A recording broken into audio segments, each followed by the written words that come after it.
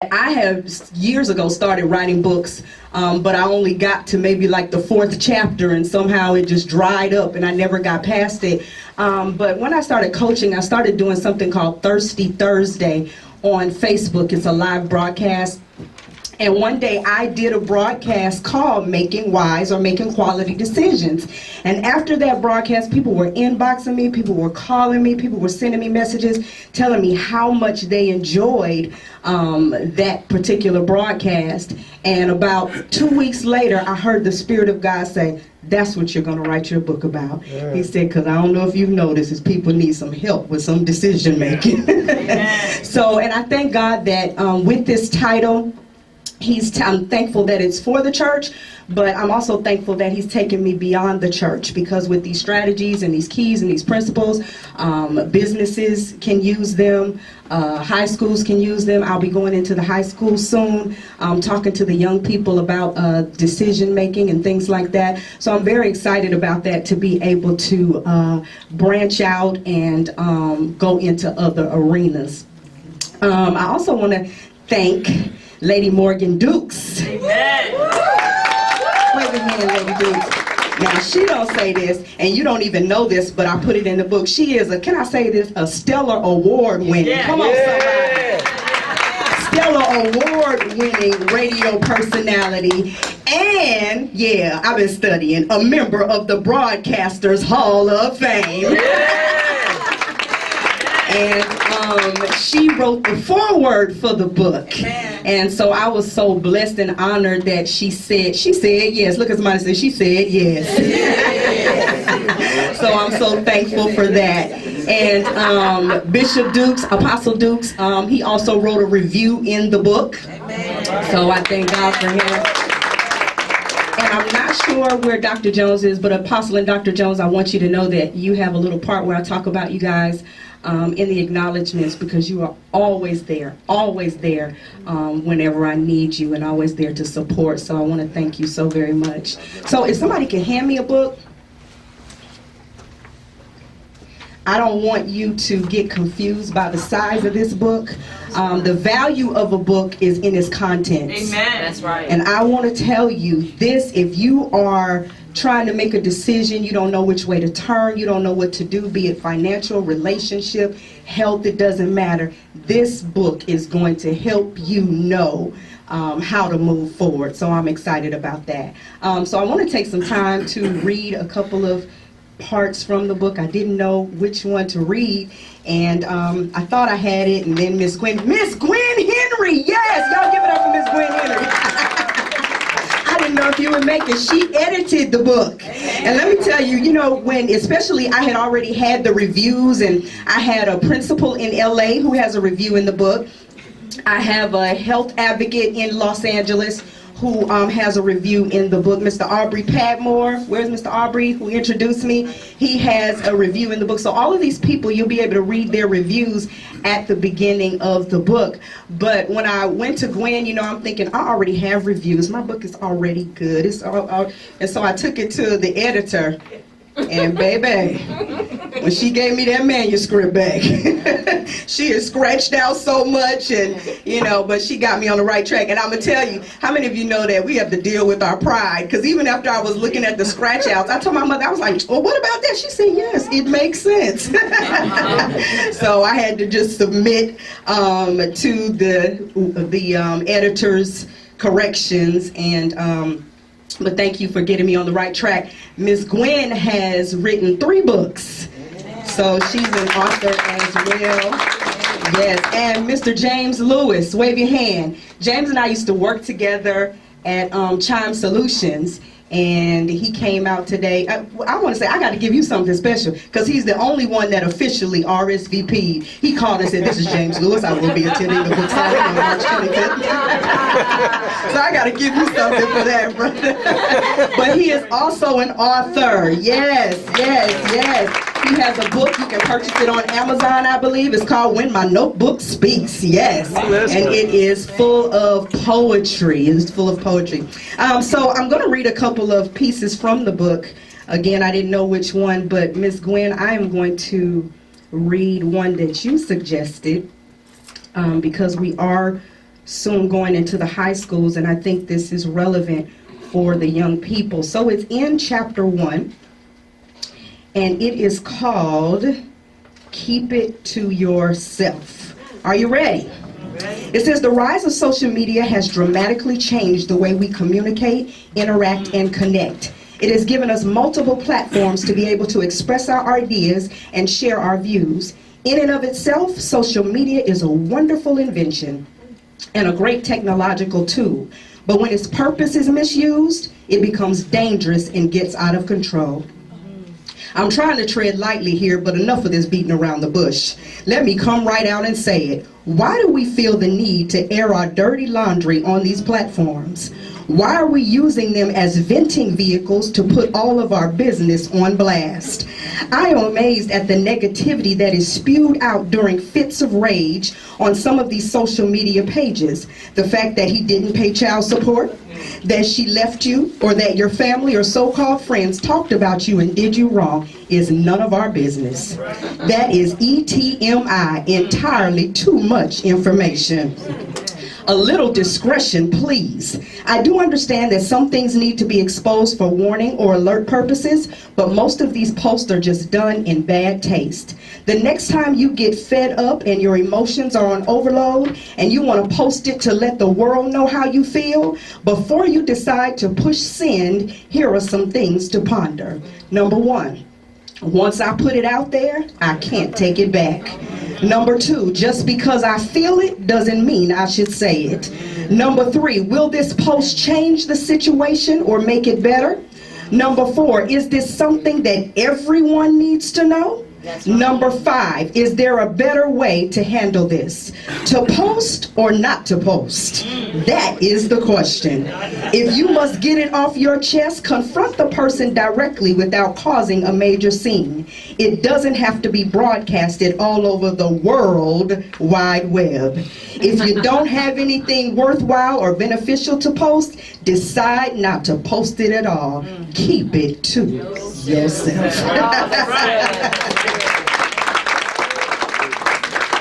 I'm going to read another piece. I wanted to say this part, that God allowed me to merge the two roles, the pastor and the life coach. So it's a good blend of practicality and spirituality, okay?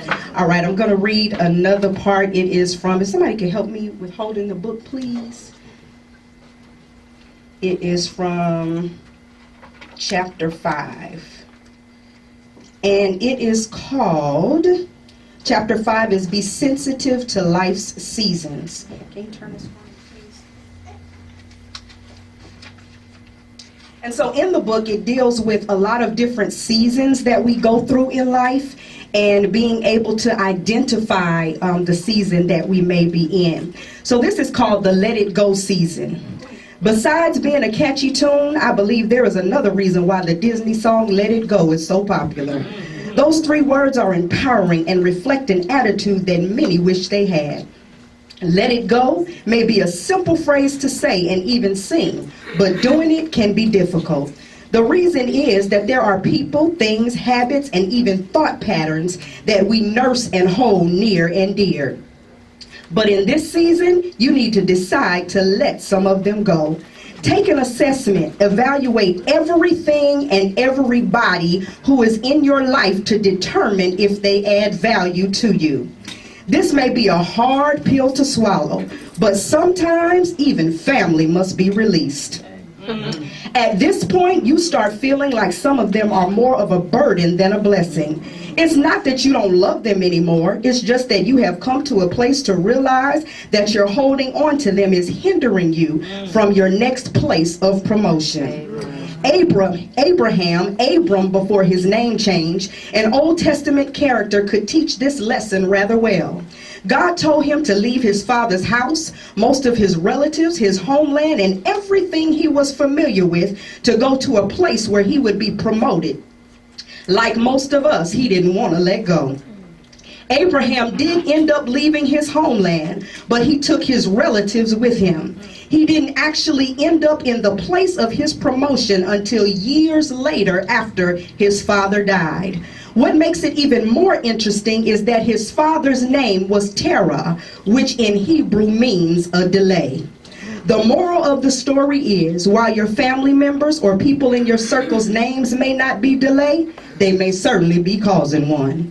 Some people you have to learn to love from a distance. The separation, distance, or break does not need to be displayed in a rude, nasty, or vindictive manner, but determined to let go whoever hinders you from progress, productivity, and promotion. Somebody say amen. Look at somebody and tell them you need to let it go. Yes, yes, yes. So I want to ask, is there anyone who may have some questions at this time? Any questions regarding the book, or any? I'm doing a Q&A. I have a question. How has it changed your life? Wow, it really has. So when my brother suggested that I go back and read my book, I've read it quite a few times. I had to go back from reading it as the writer to reading it as a person receiving the information, and it has truly helped me. And I can honestly say there were some things I didn't know how to move forward, but when I went back and read the chapters, I had insight on how to move forward and exactly what to do. All right, anybody else have any questions? Hey, Shay. That's my sister Shantae, and Shantae is an up-and-coming author. Yes, she is. Y'all give it up, give it up. I'm saying that they call me the activator because when I speak, I stir up gifts. So we're going to push that book on out. All right, all right, all right. Are there any more questions? Any more questions? I'm so thankful to see all of you here. You know, you never know how much people love you until, you know, something happens or they show up for something special. And so seeing all of you here today has really blessed me. It lets me know that I am loved. Yes. I have a question. Yes. You mentioned in your statements about the process that it took you to kind of go through to get it out. How long did it take you to actually birth the book? Good question. So it took me like 4 months. I started in late September, and around January is when I finished. However, you think you're finished. But then after I was finished, and even after you all reviewed the book, there's more in there that you have not read. Wow. So I've gone back and written even more since you've read it. So in saying all that, I would say about 5 months to write the total book. Yes, yes, yes. Anyone else? Anyone else? Yes. Okay, this is for her. She's scared to say it. Okay. She's scared. She said, did you ever doubt yourself, like when you was writing the book or saying that you couldn't do it, that you wanted to give up? Every day. Every day. And I will tell you, when you're writing, you say, like, that doesn't make sense. Who's going to read that? Who's going to want to? So you do go through those stages, and that's when it's so important to have people and family and friends who will tell you the truth, but who will keep you moving forward because they know that you have to go forward and do what you're supposed to do. And then, you know, what's so beautiful is, how many of you know that each one of us were created to solve a problem? Oh, yes. I'm going to say it again. How many of you know that each one of us were created to solve a problem? And so I'm so thankful because God let me know that this book is going to solve some problems. Amen. This book is going to give people some peace. And I want to say that we're always trying to run from problems, but find your problem, because that's where your purpose is. Amen. I'm going to say that. Stop running from problems, because you never know. That may be the very thing that God created you to solve. All right? Look at somebody and tell them, find your problem. Find your problem. Yes. Outline it, or did you just go forth with the Holy Spirit leading you? Yes, I'm a different kind of creature, and I know some people outline. What I did was I carried my phone with me everywhere I went, and as a thought came, I just typed it in my phone. So God was just downloading and giving to me on the go. I could be running in the grocery store and He'll give me a thought, but my phone is right there for me to be able to write those thoughts out. And then of course you have to go back and organize them and piece them and put them all together. But I'm not organized like that, so I just went with the flow. I also want to thank Virginia Williams. Wave your hand, Virginia. She put up with me through this whole process. She was doing some design for me, and I call her back, Tink, I don't like that. We call her Tink. Tink, I want something else. She said, at one point she got something I like. She said, if I could please you, she said, I could please anybody. But I want to thank God for Tink, and she was instrumental in helping us to get the cover for the book. All right, so y'all give it up for Virginia Williams. Yes. I'm so thankful for these questions, because even then I was, the voice came to me and said, ain't nobody gonna ask no questions. So I'm thankful that you guys are asking questions. Anybody else? Rhonda, you have a question? Anybody else? All right, well, okay, go ahead. Okay. How would you, hold on, I'm sorry. Come on, I'm thankful to have the young people asking questions. That's awesome. When it comes to a first-time writer, right, what would you give advice, like how to start it off, other than going to God? Like, what did you do to prepare for it? So I want to say this, it definitely takes a lot of prayer. It was a little rough for me because I know that God is calling me to other arenas.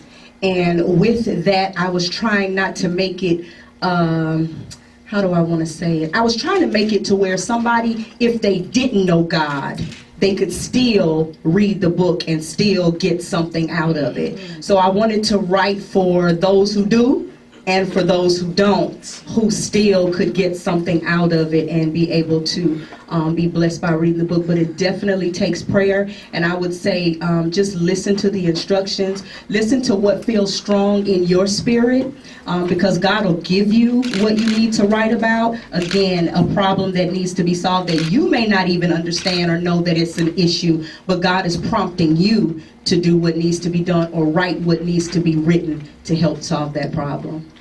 Did that help at all? All right, good. Yes. Can I say something? Sure. Start journaling. Get your journal. Every day, and I know this, the first thought that you have in the morning, early in the morning, is usually a thought from God. Write that thought down, because that thought is going to give you the next steps in which maybe the day's going to be. But do you journal now? Okay, buy you a journal. That's for everybody, because all these books are in here. Yes. Get you a journal, get you a pen, start writing the thoughts down. What you may think is silly, somebody else got a question about it. So write it. Very good. Tiffany? Who's also an up-and-coming author. She's a playwright. I'm telling y'all, Tyler Perry don't have nothing on Tiffany. She has produced and written several plays, and I've been to them. Awesome job. So we have a lot of gifts in the house. Go ahead, Tiffany. In your process, I've been journaling for a lot of years, and I'm trying to formulate my process to put my book in order. But I find that within my process and my journaling, I begin to face myself. And there are some things that I've been fearful of, but I know that it's God's process. Were there any times that you journaled before writing your book that you've had thought processes that caused you to face yourself? Did it enable you or disable you just for a period of time? Yes, because sometimes you read something and you say, God, that's something I'm still struggling with, you know. But definitely you're not the only one. There are others who are dealing with that. And so I would say that it empowered me to even more so to go forward and write what needs to be written. I'm going to tell you, there's a part in the book talking about you can't run from yourself. And there's a part in there, I put in there, wherever you go, there you are. So you have to change your mind, not just your location, for things to change. You know, a lot of times people say, I'm just about to leave here. I'm about to gather up my stuff and go. And I say in the book, you can move to Alaska. And if you have not changed you're still going to deal with the same thing. Only thing is, in Alaska, you'll be a whole lot colder. Yes. All right, we're going to take one more question if we have one. Yes. All right, young people. So if somebody wants to write a book and they ask for like a motivational quote, what would be your motivational quote? Wow, what would be my motivational quote? I would say this, that faith is the foundation of all great accomplishments. That's original, y'all, by the way. But you have to keep the faith. You have to keep the faith. And when you continue to believe, when you continue to trust, that's what's going to build to help you keep moving forward to do what you need to do. Say that with me. Faith is a foundation of all great accomplishments. And I'm going to tell you, the enemy will come and try to sap your faith, but you got to keep moving forward. All right, well, at this time, we are going to have Lady Morgan Dukes, who is going to come forward and who is going to tell us about her journey in writing the foreword. After that, she doesn't know she's on the program. Maybe she looked at it by now. The editing experience, Mrs. Gwen Henry is going to come share with us. And then we have a special presentation, the words of blessing, the toast, and then let the book signing begin. All right. It's $29.95 for the books and the t-shirt. $15 for just the t-shirt if you want to get that. Here you go. Look, Pastor, I just need someone to talk to. Yes, and a book. I mean, my life is crazy. Yes. Seems like every time I turn around, things are going wrong for me. I just got one question. When is it gonna change? So you say you're ready for a change in your life. You're sick and tired of the things you've been going through.